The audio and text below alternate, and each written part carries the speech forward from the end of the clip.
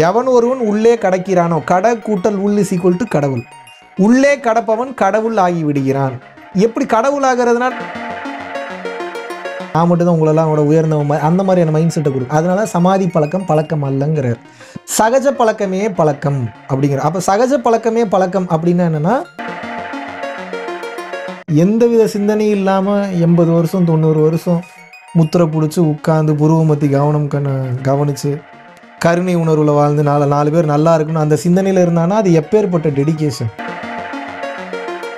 குருமார்கள் நம்மகிட்ட எதிர்பார்க்கறது ஒன்றே ஒன்று தான், பணிவு தன்னடக்கம் இருக்கா, கைண்டாக இருக்கா. நான் இதை மட்டும்தான் பார்ப்பாங்க. நீ அவங்ககிட்ட போய் உட்காந்துட்டு எனக்கு ஓவர் அறிவு இருக்குன்ற மாதிரி பேசுங்கன்னா,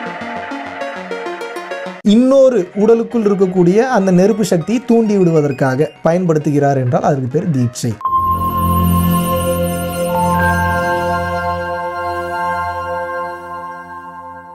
காஸ்மோவியூ நேயர்கள் அனைவருக்கும் வணக்கம். இன்றைய நிகழ்ச்சியில் ஆன்மீகம் குறித்து நமக்கு இருக்கக்கூடிய சந்தேகங்களுக்கு விளக்கம் கொடுக்கறதுக்காக பரம்பொருள் ஃபவுண்டேஷன்ல இருந்து மகாவிஷ்ணு அவர்கள் நம்ம கூட இணைந்திருக்காங்க. தொடர்ந்து நிறைய விஷயங்கள் பேசலாம். சார் வணக்கம். குருவே சரணம். வணக்கம். எப்படி இருக்கீங்க? இறையருள் நல்லா இருக்கேன். நீங்க எப்படி இருக்கீங்க? நல்லா இருக்கேன். மகிழ்ச்சி. சரி, இன்றைய நிகழ்ச்சியில இன்னைக்கு கோயிலுக்கு போகணும் அப்படின்னாலே பெரும்பாலும் யங்ஸ்டர்ஸை பார்க்கறது ரொம்பவே குறைவா இருக்கு. அதுவும் இன்றைய காலகட்டத்தில் இளைய தலைமுறையினர் இந்த கோயில் சார்ந்த விஷயம், ஜோதிடம் சார்ந்த விஷயம், ஆன்மீகம் சார்ந்த விஷயங்களை நம்ப மறுக்கிறாங்க. இதை நீங்க எப்படி பாக்குறீங்க? சித்தர்கள் சமாதி கிட்ட நம்ம போகும்போது, கோயில்களுக்கு போகும்போது, எஸ்பெஷலி சித்தர்களுடைய ஜீவ சமாதி போகும்போது அவர்களுடைய அந்த மூளையிலிருந்து காமா பிரெயின் வேவ்ஸ் அப்படின்றது பீனியல் கிளாண்ட்லேருந்து வெளியில் எமிட் ஆகும்.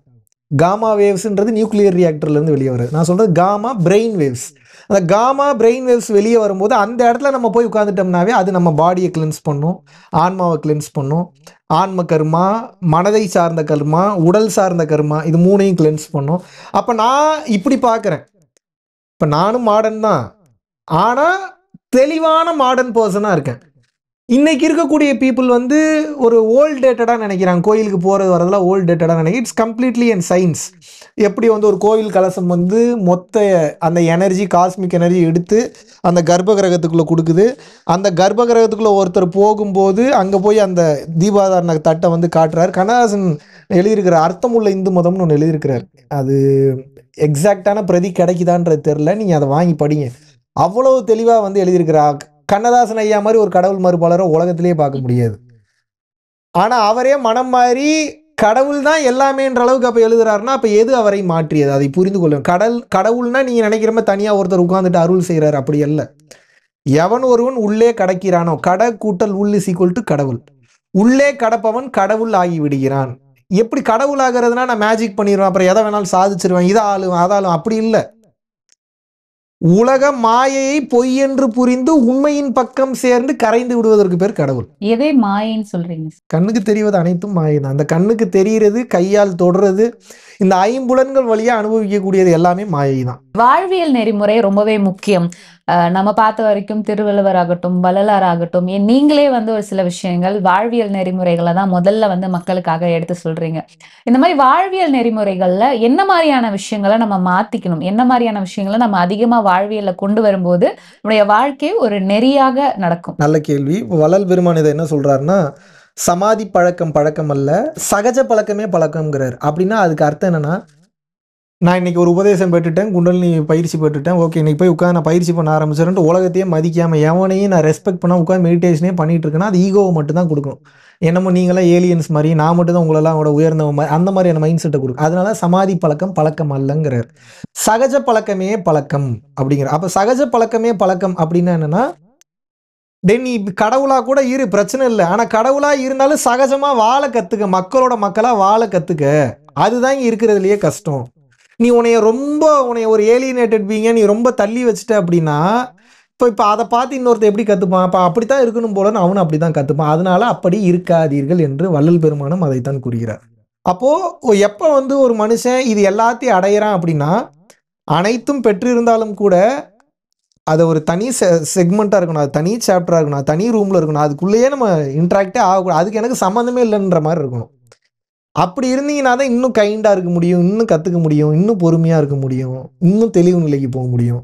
அது நான் புரியாமல் இப்போவே எனக்கு எல்லாம் தெரிஞ்சிருச்சுன்றது அது ஒரு முழுமை பெற்ற நிலையாக இருக்காது. ஓகே, ஸோ சின்ன சின்ன மாற்றங்கள்னா என்னெல்லாம் கட்டாயம் நம்ம வாழ்வியல்ல அடுத்த கட்ட மாற்றத்திற்கு உதவியா இருக்கும். தன்னை போல் கவனி, வள்ளலார் சொன்னார். அவ்வளவுதான். உனக்கு வலிக்கும்ல, அதே மாதிரி தான் அவங்களுக்கு வலிக்கும். உனக்கு பசிக்கும்ல, அதே மாதிரி தான் அவங்களுக்கும் பசிக்கும். நீ தப்பு பண்றல, அதே மாதிரி தான் அவங்களும் தப்பு பண்ணுவாங்க. அவங்க இடத்துல நம்மள வச்சு பார்க்கணும். அவ்வளவுதான். தன்னை போல் கவனி. நீ இப்படி இருந்துட்டீங்கன்னா மனிதநேயம் வந்துடும், கருணை வந்துடும், ஹெல்பிங் டெண்டன்சி வந்துடும், புண்ணிய கணக்கு அதிகம் சேர்ந்துடும், 4 பேர் நல்லா இருக்கணும்னு நினைப்பீங்க, சப்போர்ட்டிவா இருக்கணும்னு நினைப்பீங்க, அவனுடைய கஷ்டத்தை அவனோட ஷூஸ்ல இருந்து பார்ப்பீங்க, அவனுக்கு வேணுங்கிற ஹெல்ப் பண்ணுவீங்க, சப்போர்ட் பண்ணுவீங்க, எல்லாமே தானாக நடக்கும். இப்போ பிரச்சனை என்னன்னா, என்னை ஒருத்தர் இப்படி பார்த்துக்கணும், என்னை ஒருத்தர் இப்படி டேக் கேர் பண்ணிக்கணும், எனக்கு ஒருத்தர் இப்படி வருமானம் கொடுக்கணும், என்னை ஒருத்தர் இப்படி தாங்கணும், என்னை ஒருத்தர் இப்படி டேக் கேர் பண்ண, எல்லாம் சரி. நீ இப்படி எத்தனை பேர்கிட்ட பார்த்துக்கிட்ட அப்படின்னா பதில் இல்லை. பிரபஞ்சத்தோட விதி என்ன? நீ எதை கொடுக்கிறாயோ அதை பெறுகிறாய். அப்போ புத்திசாலி என்ன பண்ணுவான்? கொடுத்து தான் பெறுவான். ஆனால் இங்கே அறிவில்லாத மக்கள் என்ன பண்ணுறாங்கன்னா, பெறுவதற்கு மட்டுமே முனைப்போடு இருக்கிறார்கள். நீங்கள் பெறுவதற்கு மட்டுமே முனைப்போடு இருக்கும்போது உண்மையாகவே கடவுளே இறங்கி வந்தாலும் டயர்டாயிடுவார் உங்களுக்கு. அடப்போடா நீ எப்போ பார்த்தாலும் கேட்டுக்கிட்டே இருக்கிறேன். கடவுள் ஏன் காட்சி கொடுக்க மாட்டுறாரு? பயப்படுறாரு. அவர் லிஸ்ட்டை போட்டு தள்ளிடுவீங்களோன்னு பயப்படுறாரு. இதை கொடு அதை கொடு. அவரோட வேலையே இங்கே ஒன்றும் இல்லைன்றதை புரிய வைக்கிறது. இருந்தாலும் அவர் உங்களோட ஆசைக்கு அப்பப்போ வேணுங்கிறதெல்லாம் கொடுத்துட்ருக்கிறார். இங்கே இருக்கக்கூடிய பல பேருக்கு என்ன நினைப்புனா, வாழ்க்கையில் ஜெயிக்கிறது நல்ல ஒரு கோடீஸ்வர பங்களா, சொகுசு காரு, இதெல்லாம் தப்புன்னு சொல்ல வரல. பட் இதெல்லாம் இருந்தால் தான் ஹைலைட்டுன்னு நினச்சிக்கிறாங்க. உண்மை அப்படி அல்ல. இருந்தாலும் இருக்கும், இல்லைனாலும் இருக்குது. இப்போ நானும் லக்ஸரி கார் வச்சுருக்கேன், நானும் ஒரு வீடு கட்டியிருக்கேன், அந்த வீட்டில் போய் தான் தூங்க போகிறேன், நானும் ஃபாரின் போகிறேன் வர்றேன். ஆனால் உங்களுக்கு எனக்கு என்ன டிஃப்ரென்ஸ்னால், நாளைக்கு இதெல்லாம் பிடிங்கிட்டீங்கன்னா கூட ரோட்டில் படுத்து போனேன். உங்களால் முடியுமா? அதான் கேள்வி. நிறைய சித்தர் வழிபாடு நீங்க பண்றீங்க, அதை பத்தி நிறைய ஆராய்ச்சி பண்ணிருக்கீங்க. இப்ப கூட ஒரு சித்தர் கோயில் போயிட்டு வந்ததா சொன்னீங்க. இந்த சித்தருடைய தேடல்கள்ல நீங்க புரிஞ்சுக்கிட்ட விஷயம் என்ன சார்? ஒரு சின்ன ஒரு பெரிய விஷயத்த பண்ணிட்டாவே நான் பெரியவன் அப்படின்னு பில்டப் பண்ணக்கூடிய இந்த காலத்துல எந்தவித சிந்தனையும் இல்லாம 80 வருஷம் 90 வருஷம் முத்திரை பிடிச்சி உட்கார்ந்து புருவமத்தி கவனிச்சு கருணை உணர்வுல வாழ்ந்து 4 பேர் நல்லா இருக்கணும் அந்த சிந்தனையில இருந்தானா அது எப்பேற்பட்ட டெடிகேஷன், எப்பேற்பட்ட கன்விக்ஷன், எப்பேற்பட்ட டிட்டர்மினேஷன் அது. இப்போ அந்த மனுஷனுங்களை மதிக்காம வேற யாரை மதிக்கிறது? நம்மளால ஒரு விஷயத்தை கன்சிஸ்டண்டாக பண்ண முடியுமா? அப்போ இத்தனை வருஷம் கன்சிஸ்டண்டாக பண்ணியிருக்காங்கன்னா ஐ எம் ரெஸ்பெக்டிங் தம். இப்போ நான் போயிட்டு வந்த முனுசாமி ஐயாவை பார்த்துட்டு வந்தேன், சமாதியாக தான் இருக்கிறாரு. நான் மெடிடேஷன் கூட பண்ணல, போய் உட்காந்து. என்னை பொறுத்த வரைக்கும் மெடிடேஷன்னா கரையிறது தான், கரையிறது மெடிடேஷன். அங்கே போய் உட்காந்து ஒன்றும் கேட்கல, ஒன்றும் பில்டப் பண்ணல, ஒன்றும் பெருசாக ஒன்றும் பண்ணல, அப்படியே போய் உட்காந்து அப்படியே பார்த்துட்டு இருந்தேன். இந்த மனுஷன் பாரு எத்தனை வருஷம் பயிற்சி பண்ணியிருப்பாரு, எப்படி உட்காந்து இந்த நிலையை அடைஞ்சிருப்பாரு. பிரமிக்கிறேன். ஒவ்வொரு இடத்துலையும் போய் அவர்கள் செய்த அந்த வாழ்க்கை முறையை, அந்த சாதனையை பார்த்து பிரமிக்கிறேன். இதை தாண்டி ஒரு வழிபாடு இல்லைங்கிறேன். அப்போ நீங்கள் எது உயர்ந்த வழிபாடுனா, ஒருத்தனோட எஃபர்ட்ஸை முதல்ல ரெஸ்பெக்ட் பண்ணுங்க. அதை விட உயர்ந்த வழிபாடு ஒன்றும் இல்லை. அந்த எஃபர்ட்டை நீங்கள் ரெஸ்பெக்ட் பண்ணும்போது அது நன்றி உணர்வாக தானாகவே மாறிடும். நீங்கள் அந்த எஃபர்ட்டை ரெஸ்பெக்ட் பண்ணும்போது அங்கேருந்து உங்களுக்கு அந்த பிளஸிங்கும் கிடச்சிரும். ஸோ இன்னைக்கு நிறைய இடங்கள்ல நிறைய கமர்ஷியலா சில விஷயங்கள் சமாதி வழிபாடுலே பண்றாங்க. நிறைய சமாதிகளுக்கு போய் வழிபடவே முடியாத அளவுக்கு கூட்டங்கள் இருக்கிறத நம்மளால பார்க்க முடியுது. இப்போ போற மக்கள் எல்லாமே அவங்களுடைய தேவைக்காகவும், இப்ப நம்ம ஆல்ரெடி பேசின மாதிரி வீடு வேணும், காசு வேணும், கல்யாணம் நடக்கணும், குழந்தை பிறக்கணும், இந்த மாதிரி தேவைகளுக்காகவே போய் வழிபடுறாங்க. நிஜமாவே வழிபாடு அப்படிங்கிறது நம்ம போய் கேட்டாதான் கிடைக்குமா, இல்ல நம்ம அங்க போனாலே நமக்கு என்ன தேவைன்றத அறிஞ்சு அது நமக்கு கிடைக்குமா? கேட்கலனாவே கொடுப்பாங்க, கேட்கலனா தான் நிறைய கிடைக்கும். நீ கேட்டீங்கன்னா கொஞ்சமா தான் கிடைக்கும். என்ன சார் புதுசா சொல்றீங்க? கேட்காமல் இரு, கேட்காத அனைத்தும் கிடைக்கும். நீ கேட்டா என்றால் கேட்டது மட்டும்தான் கிடைக்கும். 2வது, மனிதனுக்கு அறிவு இல்லை, என்ன கேட்கணும் என்ன கேட்கக்கூடாதுன்னே தெரியாது. இது உங்களுக்கு சின்ன எக்ஸாம்பிள் சொன்னா புரிஞ்சிடும். எத்தனையோ விஷயங்கள் கேட்டிருப்பீங்க, உங்க வாழ்க்கையில நடந்திருக்காது, லேட்டரா ஃபீல் பண்ணல, நீங்க நல்ல வேலை அது நடக்கலன்னு ஃபீல் பண்ணிருக்கீங்களா? அப்ப அந்த பக்குவம் லேட்டரா தானே வருது, அது புரியாதுன்ற மக்களுக்கு. நான் என்ன சொல்கிறேன், அவன் தேவைக்கு கூட முதல்ல போட்டு, அவனுக்கு ஏதோ ஒரு நம்பிக்கை தேவைப்படுது. முதல்ல ஏதாவது நடந்தால் தானே அந்த நம்பிக்கைக்கே வர. அதுக்கு தான் வள்ளலார்கிட்ட கேட்டாராம் ஒருத்தர், இவ்வளோ தூரம் கஷ்டப்பட்டு திருத்துறீங்களே, ஒருத்தனும் திருந்த மாட்டேறான், என்ன பண்ணுவீங்க? சொல்லி திருத்துவேன் அப்படிங்கிறார். சொல்லி திருந்தலைன்னா கெஞ்சி திருத்துவேன் அப்படிங்கிறார். கெஞ்சியும் திருந்தலைன்னா அடித்து திருத்துவேன் அப்படிங்கிறார். அடிச்சும் திருந்தலைன்னா கையில காலில் விழுந்தாவது திருத்துவேன் அப்படிங்கிறாரு. அப்பயும் கேட்கலன்னா அடுத்த பிறவி எடுத்து வந்தாவது திருத்துவேன், ஆனால் நிச்சயமா திருத்துவேன், திருத்தாம விடவே மாட்டேங்கிறார். அப்போ பாருங்க, ஒரு ஞானியினுடைய டிட்டர்மினேஷன் அந்த லெவலுக்கு இருக்கு. எல்லா உடலிலும் யாம் புகுந்து கொள்வோம்ங்கிறார், எல்லா உடலிலும் இருந்து யாம் அருள் செய்வோம்ங்கிறார். இதை தாண்டி ஒரு விஷயம் என்ன இருக்கு? அப்போ என்னன்னா, முதல்ல சொல்லி திருத்துவேன், கெஞ்சி திருத்துவேன், பொருள் கொடுத்து திருத்துவேன், கையில காலில் விழுந்து திருத்துவேன், அடிச்சு திருத்துவேன், அடுத்த பிறவியில் வந்தா திருத்துவேன். அப்போ என்ன நோக்கம்? திருத்துறது மட்டும்தான். அதுக்கு எந்த எக்ஸ்ட்ரீம் வேணாலும் போவாங்க ஞானியர்கள். விச் மீன்ஸ் சித்தர்கள் நீங்கள் அந்த அல்டிமேட் ரியலைசேஷன் வர்றதுக்கு முன்னாடி முதல்ல நீங்கள் ஆசைப்படக்கூடிய இந்த சின்ன சின்ன அல்ப விஷயங்களை கொடுத்து உங்களை முதல்ல சந்தோஷப்படுத்துவாங்க. ஏன்னா அப்போ தானே உங்களுக்கு அந்த நம்பிக்கையே வருது. ஓகே. இப்போ கடவுள் வழிபாடு அப்படிங்கிறது ஒரு பக்கம் இருந்தாலும், இந்த ஜீவ சமாதி வழிபாடு இப்ப அவங்களே கடவுள் தானே சார். இப்ப ஜீவ சமாதி வழிபாடு செய்யறது அப்படிங்கிறது தேவைதானா? உங்கள் பெட்ரூம் ஒரு வைப்பில் இருக்கும், உங்கள் கிச்சன் ஒரு வைப்பில் இருக்கும், உங்கள் ஹால் ஒரு வைப்பில் இருக்கும், உங்கள் பாத்ரூம் ஒரு வைப்பில் இருக்கும், உங்கள் பூஜை ரூம் ஒரு வைப்பில் இருக்கும். கரெக்டு தானே? நீங்கள் வீட்டில் உட்காந்து மெடிடேட் பண்ணலாம். பண்ண முடியுதா? அதானே கேள்வி. ஜீவ சமாதி போனால் அந்த வைப் உடனே அங்கே மைண்டு கனெக்ட் ஆகுதுல்ல, அந்த ரெஸ்பெக்ட் வருதுல்ல அந்த இடத்துல. ஒரு ட்ராவல் பண்ணி போகும்போது அந்த எஃபர்ட்டுக்கு ஒரு ரெஸ்பெக்ட் பண்ணுறீங்களே, ஞாபகம் இவ்வளோ தூரம் ட்ராவல் பண்ணி வந்திருக்கோம், அப்போ நடிக்கவாது செய்கிறீங்க, அமைதியாக உட்காரணும், பாவனை தான். சரி திருநூறு எடுத்து வச்சுக்கணும், அப்போ அதுக்கு ஒரு இடம் ஒன்று தேவைப்படுது இல்லை. எனக்கும் தெரியும் நட்டக்கல் பேசுமோ நாதுன்னு உள்ள இருக்க எல்லாம் தெரியும். இருந்தாலும் ஏன் கோயிலுக்கு போகிறேன்? இப்போ நான் உணர்ந்துட்டேன் ஞானம் எனக்குள்ளே தான் இருக்குன்றது. இப்போ எனக்கு பின்னாடி ஒரு 50 லட்சம் பேர் பிறந்திருக்கானா, அந்த 50 லட்சம் பேர் எப்படி ட்ராவல் பண்ணி வருவான்? இப்போ அவனுக்கு அந்த அடிப்படை தேவைப்படுது இல்லை. அப்போ அதுக்கு அந்த கோயிலை பாதுகாக்கணும்ல. நான் உணர்ந்துட்டேன்றக்க எல்லாத்தையும் இடிச்சு தள்ளிடலாமா? இப்போ என்னோட முடிஞ்சிருச்சா? அது அடுத்த என்ன மனித இனமே வராதான் என்ன? அறிவு இல்லாமல் அறிவற்று அறியாமையில் பேசக்கூடியது தான். எல்லாம் தெரிஞ்சிருச்சு, ஏன் கோயிலுக்கு போறாரு, ஏன் அங்கே போறாரு? ஏய் நிறுத்துறா, நான் என்ன மைண்ட் செட்டில் செயல்படுறேன்றதே தெரியாம. சார் ஆக்சுவலி என்னதான் சார் மைண்ட் செட்? இப்போ உங்களை தேடியே நிறைய பேர் வராங்க, நிறைய பிரச்சனைக்கு தீர்வு கொடுக்கறதா சொல்றாங்க. பட் நீங்களுமே கோயில் போறதுக்கான தேவை என்ன? நீங்க அதை எப்படி பாக்குறீங்க? சாப்பிட்றதுக்கு தான் போறேன்றேன், எனர்ஜியை சாப்பிட்றதுக்கு தான் போறேன். Wherever I go I am going to observe the energy. அந்த எனர்ஜியை எடுத்து இந்த பாடின்ற கண்டெய்னரில் தேக்கி வச்சுக்கிறேன். இப்படி புரிஞ்சுக்குங்க நீங்கள். இப்போ எனக்கு பசிக்குது, ஒரு ஹோட்டலுக்கு போகிறேன், சாப்பிட்றேன், பசி அடங்குது. என் அருள் பசி எங்கே அடங்குது? எனக்கு வயிற்று பசி ஹோட்டலில் அடங்குது, அருள் பசி சமாதியில் தான் அடங்குது, கோயிலுக்கு போனால் தான் அடங்குது, இயற்கை சார்ந்த இடங்களுக்கு போனால் தான் அடங்குது, தான தர்மம் பண்ணால் தான் அடங்குது. அப்போ நான் என்னையும் நான் வைப்புலேயே வச்சுருக்கணும்ல. டெய்லி இத்தனை பேர் எனர்ஜி கொடு எனர்ஜி கொடுன்றீங்க, தொட்டாவே எனர்ஜி ட்ரான்ஸ்ஃபர் ஆகும். என் எனர்ஜி உங்களுக்கு போகும், உங்கள் கர்மா பூரா எனக்கு ட்ரான்ஸ்ஃபர் ஆகும். நான் எங்கே போய் கிளென்ஸ் பண்ணுறது அதை? ஸோ உங்களுடைய ஆன்மீக தேடல் எப்படி தொடங்குச்சு? எங்கேருந்து இது ஆரம்பிச்சது சார்? சென்னை ஆந்திரா பார்டரு பக்கத்தில் கைலாச கோணா வாட்டர் ஃபால்ஸ்ன்னு போட்டிங்கன்னா வரும். அங்கே போகும்போது குளிக்கலான்னு போகும்போது அப்புறம் அங்கே 4-5 பேர் அருவியில் குளிச்சுட்டு இருக்கும்போது திருடுறதுக்காக வந்து வராங்க. அதை பார்த்துட்டு கொஞ்சம் கடுப்பாகுது. அப்போ யாரோ கூப்பிட்ற மாதிரி இருந்துச்சு. அந்த இடத்துல தான் சித்தருடைய சமாதி இருக்குது. உங்களை கூப்பிட்ற மாதிரி யாரோ மேலவான்னு கூப்பிட்ட மாதிரி ஒரு இன்னர் கால் இருந்தது. எனக்கு லைஃப்லேயே ஃபஸ்ட் டைம் அது ஃபீல் பண்ணுறேன். அப்படிலாம் நான் ரொம்ப லாஜிக் மைண்டுங்க, அநியாயத்துக்கு சினிமாவில் வேறு இருந்தேன், எவனையும் நம்பவே மாட்டேன். கடவுள் நம்பிக்கை துளி கூட கிடையாது எனக்கு அந்த டைமில். நான் சொல்கிறது இன்னட்டா டிஃப்ரெண்ட்டாக இருக்கேன்றதுக்காக அது. அப்போ அதை மேலே பண்ணி போகும்போது காஞ்சி விஸ்வநாத சமாதிகள் சுவாமிகள் ஜீவ சமாதி அப்படின்னு சொல்லி போட்டிருக்கு.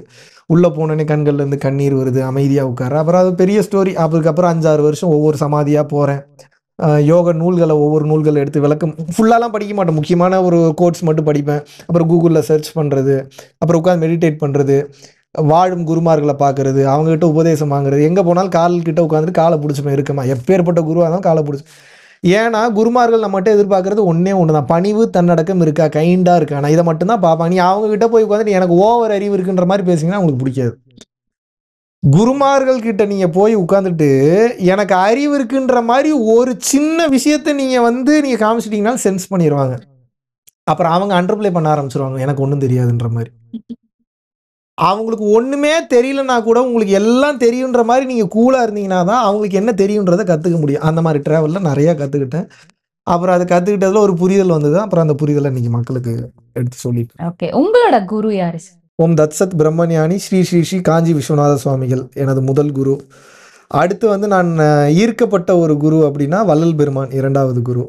அடுத்து வேளச்சேரியில் ஒருத்தர் ஜீவசமாதியாக இருக்கிறார், ஹெச்பி பெட்ரோல் பங்க் பக்கத்தில், குருநானக் காலேஜ் பக்கத்தில் ஸ்ரீமத் சிதம்பரம் பெரிய சுவாமிகள் அப்படின்னு சொல்லிட்டு ஒரு அற்புதமான ஒரு குரு.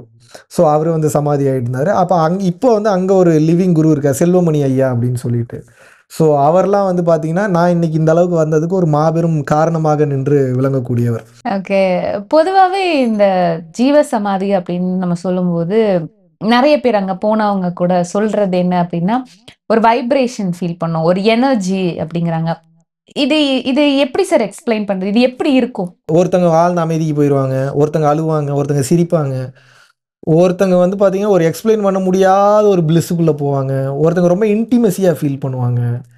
அது எக்ஸ்பிளைன்லாம் பண்ண முடியாது. யார் யாருக்கு அவருடைய உடல் சீதோஷ்ண நிலைக்கு தகுந்தாற் போல் அந்த வைப்ரேஷன் உள்ளே போய் வேலை பார்க்கும். இப்போ முந்தானேத்து துபாயில் இருந்தேன். ஆக்சுவலி அவ்வளோ நாள் நல்லா தான் இருந்தார். நம்ம தீட்சை வாங்கி ப்ராக்டிஸ் பண்ணிகிட்ருக்கிறாரு, நல்ல நண்பர். ஆஹ் தீட்சை தீட்சை ஆல்ரெடி கொடுத்தாச்சு, அன்னைக்கு பிளஸ் பண்ணிட்டு வர அன்னையிலேருந்தே காய்ச்சல் ஒரு 3 நாள். கிளென்சிங் ப்ராசஸ் அவருக்கு. சில பேருக்கு அப்படியும் நடக்கும், சில பேருக்கு வாமிட்டாக போகும். ஓகே. சோ நீங்க தீட்சை கொடுக்கறதா சொன்னீங்க இல்லையா? So இந்த தீட்சை அப்படின்னா என்ன? ஒரு குருவானவர் அல்லது தெளிவு நிலை பெற்றவர் தான் எந்த யோக முறையை பயன்படுத்தி உயர்ந்த கட்ட நிலையான இறைநிலையை அடைந்தாரோ அந்த நிலையை, அந்த பயிற்சியை எந்தவித ஒளிவு மறைவும் இல்லாமல் தனக்குள் இருக்கக்கூடிய ஒளியை தனது கை மூலியமாகவோ கண் மூலியமாகவோ, நயன தீட்சை இருக்குது, ஸ்பரிச தீட்சை இருக்குது, தொடு தீட்சை இருக்குது, நிறைய வகைகள் இருக்குது. எந்த மூலியமாக தனக்குள் இருக்கக்கூடிய அந்த ஒளி ஆற்றலை, நெருப்பு சக்தியை இன்னொரு உடலுக்குள் இருக்கக்கூடிய அந்த நெருப்பு சக்தியை தூண்டி விடுவதற்காக பயன்படுத்துகிறார் என்றால் அதுக்கு பேர் தீட்சை. பயிற்சி முறையில் சொல்லி முதல்ல அதை தூண்டி விடுவாங்க, பற்ற வைக்கிற மாதிரி இருக்கு ஆல்ரெடி. பட் அதை வந்து அந்த ஆன்மாவை சுற்றி இருக்கக்கூடிய அந்த மலம், ஆன்ம மலம் கழிவுகள் வந்து அதை மறைச்சிருக்கும். அதை ஒரு குருவானவர் தொட்டு தூண்டி விடும்போது அது ஓப்பன் ஆகும். அதுக்கப்புறம் எந்த பயிற்சி செஞ்சால் அந்த நெருப்பு அணையாமல் பார்த்துக்கலான்ற அந்த பயிற்சி முறையும் யோக முறையும் சொல்லித்தரது பேர் தீட்சை.